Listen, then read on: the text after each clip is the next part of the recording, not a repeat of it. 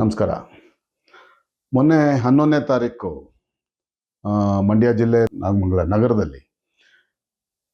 ದುರುದ್ದೇಶಪೂರ್ವಕವಾಗಿ ಪೂರ್ವಭಾವಿ ತಯಾರಿ ನಡೆಸ್ಕೊಂಡು ಮಾಡಿರ್ತಕ್ಕಂಥ ಒಂದು ಹಿಂದೂ ಧರ್ಮೀಯರ ವಿರುದ್ಧ ನಡೆಸಿರ್ತಕ್ಕಂಥ ವ್ಯಾಪಕವಾದಂಥ ದಾಂಧಲೆಗಳು, ಹಿಂಸಾಚಾರ, ಆ ಪ್ರಕರಣಕ್ಕೆ ಸಂಬಂಧಪಟ್ಟ ಹಾಗೆ ಸ್ಥಳೀಯ ಪೊಲೀಸರು ರಾಜ್ಯ ಸರ್ಕಾರದ ಒತ್ತಡಕ್ಕೆ ಮಣಿದು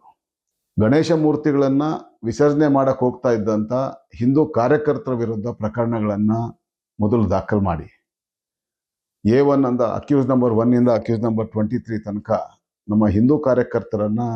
ಆ ಪ್ರಕರಣದಲ್ಲಿ ಭಾಗಿದಾರರನ್ನಾಗಿ ಮಾಡಿ ಯಾರು ಪೂರ್ವ ನಿಯೋಜಿತವಾಗಿ ಎಲ್ಲ ವ್ಯವಸ್ಥೆ ಮಾಡಿಕೊಂಡು ಅವರ ಮಸೀದಿಗಳಲ್ಲಿ ಕಲ್ಲುಗಳನ್ನು ಶೇಖರಣೆ ಮಾಡಿಕೊಂಡು ಅವರ ಮಸೀದಿಗಳಲ್ಲಿ ಪೆಟ್ರೋಲ್ ಬಾಂಬ್ಗಳನ್ನು ಜೋಡಣೆ ಮಾಡಿಕೊಂಡು ಅದನ್ನು ಶೇಖರಣೆ ಮಾಡಿಕೊಂಡು ಅದನ್ನು ಬಳಸ್ಕೊಂಡು ತಲವಾರುಗಳನ್ನು ರಾಜಾರೋಷವಾಗಿ ಬೀದಿ ಬದಿಯಲ್ಲಿ ತಂದು ಸಾರ್ವಜನಿಕವಾಗಿ ಹಲ್ಲೆ ಮಾಡಿ ಒಬ್ಬ ಹಿಂದೂ ಧರ್ಮೀಯನ 1.5 ಕೋಟಿ ಮೊತ್ತಕ್ಕೂ ಹೆಚ್ಚು ಮೊತ್ತದ ಒಂದು ಬಟ್ಟೆ ಅಂಗಡಿಯನ್ನು ಸಂಪೂರ್ಣವಾಗಿ ನಾಶ ಮಾಡಿರ್ತಕ್ಕಂಥ ಪ್ರಕರಣ ಸೇರಿದಾಗೆ ಇಷ್ಟೆಲ್ಲ ಮಾಡಿರ್ತಕ್ಕಂಥ ಅನ್ಯ ಧರ್ಮೀಯರ ಈ ಅಲ್ಪಸಂಖ್ಯಾತರ ಯುವಕರೇನಿದ್ದಾರೆ, ಕಿಡಿಗೇಡಿಗಳು, ಈ ದೇಶದ್ರೋಹದ ಕೆಲಸ ಮಾಡಿರ್ತಕ್ಕಂಥವ್ರು, ಅವರ ವಿರುದ್ಧ A24 A54 ತನಕ ಪ್ರಕರಣದಲ್ಲಿ ಅವರನ್ನು ದಾಖಲು ಮಾಡೋದ್ರ ಮೂಲಕ ಅವರನ್ನು ಬಚಾವ್ ಮಾಡುವಂಥ ಕೆಲಸವನ್ನು ರಾಜ್ಯ ಸರ್ಕಾರ ಅತ್ಯಂತ ವ್ಯವಸ್ಥಿತವಾಗಿ ಮತ್ತೊಮ್ಮೆ ಈ ಸರ್ಕಾರ ಹಿಂದೂ ವಿರೋಧಿ ಸರ್ಕಾರ ಅಂತ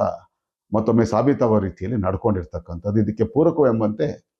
ತುಂಬ ದೊಡ್ಡ ಜವಾಬ್ದಾರಿಯನ್ನು ಹೊತ್ತಿರ್ತಕ್ಕಂಥ ರಾಜ್ಯದ ಗೃಹ ಸಚಿವರು ಡಾಕ್ಟರ್ G. ಪರಮೇಶ್ವರ್ ಅವರು ಈ ಒಂದು ಗಲಭೆ ಆಕಸ್ಮಿಕವಾಗಿ ಆಗಿರ್ತಕ್ಕಂಥದ್ದು ಅನ್ನೋ ಒಂದು ಮಾತನ್ನು ಹೇಳೋದ್ರ ಮೂಲಕ ಎಲ್ಲೋ ಒಂದು ಕಡೆ ಅವರು ಇಡೀ ರಾಜ್ಯದ ಹಿಂದೂ ಧರ್ಮೀಯರ, ಹಿಂದೂ ಬಾಂಧವರ ಒಂದು ಮನಸ್ಸಿಗೆ ಆಘಾತವನ್ನು ಉಂಟು ಮಾಡುವಂಥ ಕೆಲಸವನ್ನು ಮತ್ತೆ ನಿಜಕ್ಕೂ ನಡೆದಿರ್ತಕ್ಕಂಥ ಘಟನೆಯನ್ನು ಮುಚ್ಚಾಕೋ ಒಂದು ಹುನ್ನಾರಕ್ಕೆ ಅವರು ಕೆಲಸಕ್ಕೆ ಕೈ ಹಾಕಿದ್ದಾರೆ ಅನ್ನೋ ವಿಷಯವನ್ನು ರಾಜಾರೋಷವಾಗಿ ಅವರು ಬಹಿರಂಗಪಡಿಸಿರ್ತಕ್ಕಂಥದ್ದು. ಇದೆಲ್ಲದರ ಮೂಲಕ ನಮಗೆ ತಿಳಿಯುವಂಥದ್ದೇನು ಅಂತಂದರೆ, ಇವರು ಅಮಾಯಕರು ಅಂತ ಹೇಳಿ, ಅಲ್ಪಸಂಖ್ಯಾತರು ಅಮಾಯಕರು, ಈ ಹಿಂದೂ ಧರ್ಮೀಯರಲ್ಲಿ ತಗೊಂಡು ಆ ಮೆರವಣಿಗೆಯನ್ನು ತೊಗೊಂಡೋಗಿದ್ದ ನಂತರನೇ ಪ್ರಾರಂಭ ಆಗಿರೋದು ಅನ್ನೋ ರೀತಿಯಲ್ಲಿ ಇದನ್ನು ಬಿತ್ತುವಂಥ ಕೆಲಸವನ್ನು ಪರೋಕ್ಷವಾಗಿ ಕಾಂಗ್ರೆಸ್ ಪಕ್ಷ ಮತ್ತು ಕಾಂಗ್ರೆಸ್ ಸರ್ಕಾರ ಮಾಡ್ತಾ ಇರ್ತಕ್ಕಂಥದ್ದು. ಆದರೆ ಇಲ್ಲಿ ಆಗಿರ್ತಕ್ಕಂಥದ್ದು ಆಕಸ್ಮಿಕವಾಗಿ ಆಗಿದ್ದರೆ ಅವರ ಕೈನಲ್ಲಿ ಲಾಂಗು ಮಚ್ಚುಗಳು ಹೇಗೆ ಬರೋಕ್ಕೆ ಸಾಧ್ಯ, ತಲವಾರುಗಳು ಬರಲಿಕ್ಕೆ ಯಾಕೆ ಸಾಧ್ಯ, ಪೆಟ್ರೋಲ್ ಬಾಂಬ್ಗಳು ಯಾಕೆ ಬರೋಕ್ಕೆ ಸಾಧ್ಯ, ಮೂಟೆಗಟ್ಟಲೆ ಕಲ್ಲುಗಳು ಬರಲಿಕ್ಕೆ ಯಾಕೆ ಸಾಧ್ಯ, ಇದ್ರ ಬಗ್ಗೆ ಯಾರಾದರೂ ಉತ್ತರ ಕೊಡಲಿಕ್ಕೆ ಸಾಧ್ಯ ಇದೆಯಾ? ಈ ಕಾಂಗ್ರೆಸ್ ಪಕ್ಷದ ನಾಯಕರುಗಳು, ಸ್ಥಳೀಯ ಉಸ್ತುವಾರಿ ಸಚಿವರಾಗಿರ್ತಕ್ಕಂಥ ಚಲುವರಾಯಸ್ವಾಮಿಯವರು ಇರ್ಬೋದು, ಮುಖ್ಯಮಂತ್ರಿಗಳಾಗಿರ್ತಕ್ಕಂಥ ಸಿದ್ದರಾಮಯ್ಯವರು ಇರ್ಬೋದು, ಅಥವಾ ಗೃಹ ಸಚಿವರಾಗಿರ್ತಕ್ಕಂಥ ಡಾಕ್ಟರ್ G. ಪರಮೇಶ್ವರ್ ಅವರು ಸಾಧ್ಯ ಇದೆಯಾ? ಸಾಧ್ಯ ಇಲ್ಲ. ಆದರೆ ಎಲ್ಲೋ ಒಂದು ಕಡೆ ಇವರು ಬೇಕು ಅಂತ ಹೇಳಿ ಆ ಹಿಂದೂ ಧರ್ಮೀಯರ, ಹಿಂದೂ ಪರ ಕಾರ್ಯಕರ್ತರನ್ನ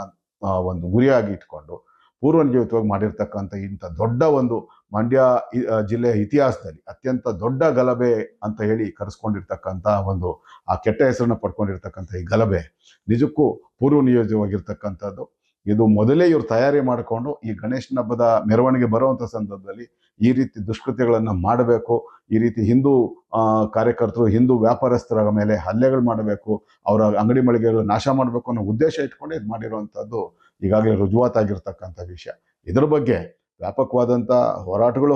ಆಗಬೇಕಾಗಿದೆ. ಹಾಗೆ ಈ ಸರ್ಕಾರದಿಂದ ನಾವು ಹೆಚ್ಚಿನ ಇದನ್ನು ನಿರೀಕ್ಷೆ ಮಾಡಲಿಕ್ಕೆ ಸಾಧ್ಯ ಇಲ್ಲದೆ ಇರೋದ್ರಿಂದ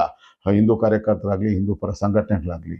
ನಮ್ಮ ರಕ್ಷಣೆಯನ್ನು ನಾವೇ ಮಾಡ್ಕೊಳ್ಳೋದ್ರ ಜೊತೆಗೆ ಹಿಂದೂ ಪರವಾಗಿರ್ತಕ್ಕಂಥ ಕಾರ್ಯಕರ್ತರು, ಹಿಂದೂ ಧರ್ಮೀಯರು, ಹಿಂದೂ ಸಂಘಟನೆಕಾರರು ಯಾವತ್ತು ಒಗ್ಗಟ್ಟಾಗಿದ್ದಾಗ ಮಾತ್ರ ಇಂತಹ ಪೂರ್ವ ನಿಯೋಜಿತ ಗಲಭೆಗಳನ್ನು ನಾವು ಹತ್ತಿಕ್ಲಿಕ್ಕೆ ಸಾಧ್ಯ, ಅಥವಾ ನಾವು ತಡೆಗಟ್ಟಲಿಕ್ಕೆ ಸಾಧ್ಯ, ಅಥವಾ ಅದ್ರ ವಿರುದ್ಧ ಹೋರಾಟ ಮಾಡಲಿಕ್ಕೆ ಸಾಧ್ಯ ಅಂತ ಹೇಳಿ ನಾನು ಮಾತಾಡ್ತಾ, ಈ ಒಂದು ಗಲಭೆಗೆ ಸಂಬಂಧಪಟ್ಟ ಹಾಗೆ ಭಾರತೀಯ ಜನತಾ ಪಾರ್ಟಿ ಯಾವತ್ತೂ ಕೂಡ ನಿಮ್ಮ ಜೊತೆಗಿರತ್ತೆ ಅಂಥೇಳಿ ಅಲ್ಲಿ ಗಲಭೆಗೆ ಒಳಗಾದಂಥ ಎಲ್ಲ ನಮ್ಮ ಹಿಂದೂ ಧರ್ಮೀಯರು ಮತ್ತು ವ್ಯಾಪಾರಸ್ಥರಿಗೆ ನಾನು ಹೇಳೋದಕ್ಕೆ ಇಷ್ಟಪಡ್ತೀನಿ. ಹಾಗೆ ಇನ್ನೊಂದು ವಿಷಯ, ಕೇವಲ ಪೊಲೀಸ್ನವರು ದಾಖಲು ಮಾಡಿದ್ರೆ ಸಾಲದು, ಪ್ರಕರಣಗಳನ್ನ ಮಾಡಿರ್ತಕ್ಕಂಥ ಏನು ಇಲ್ಲಿ ಒನ್ ಸೈಡ್ ಪ್ರಕರಣಗಳನ್ನು ಏನು ಮಾಡಿದ್ದಾರೆ ಅದರ ವಿರುದ್ಧ ನಾವು ಕಾನೂನು ಹೋರಾಟಗಳನ್ನು ರೂಪಿಸಿದಾಗ ಈ ಪೊಲೀಸ್ನವ್ರು ಮಾಡಿರ್ತಕ್ಕಂಥ ಏನು A1 A24 ತನಕ ಯಾರು ಹಲ್ಲೆಗೆ ಒಳಗಾದ್ರೋ ಅಂಥ ಹಿಂದೂ ಧರ್ಮೀಯರನ್ನೇ ಇವರು ಹಲ್ಲೆಕೋರು ಅನ್ನೋ ರೀತಿಯಲ್ಲಿ ಮಾಡಕ್ಕೆ ಕೊಟ್ಟಿರ್ತಕ್ಕಂಥ ಈ ಒಂದು ದೊಡ್ಡ ಷಡ್ಯಂತ್ರವನ್ನು ನಾವು ಮುರಿಬೇಕು ಅಂತಂದರೆ ಇದರ ವಿರುದ್ಧ ನಾವು ಇನ್ನೊಂದು ಕಾನೂನು ರೀತಿ ಹೋರಾಟ ನಾವು ಮಾಡಿದಾಗ ಮಾತ್ರ ಸಾಧ್ಯ. ಅಂಥ ಹೋರಾಟಕ್ಕೆ ನಾನು ಕೂಡ ಒಂದು ಚಾಲನೆ ಕೊಡುವಂಥ ಕೆಲಸ ಮಾಡ್ತೀನಿ. ನಾನು ಕೂಡ ಇದಕ್ಕೆ ಸಂಬಂಧಪಟ್ಟ ಹಾಗೆ ಎಲ್ಲಿ ನ್ಯಾಯಾಲಯದಲ್ಲಿ ಸಾರ್ವಜನಿಕ ಹಿತಾಸಕ್ತಿ ಮೊಕದ್ದಮೆ ದಾಖಲು ಮಾಡುವಂಥ ಕೆಲಸವನ್ನು ನಾನು ಮಾಡ್ತೀನಿ ಅಂತ ನಾನು ಹೇಳೋಕ್ಕೆ ಇಷ್ಟಪಡ್ತೀನಿ.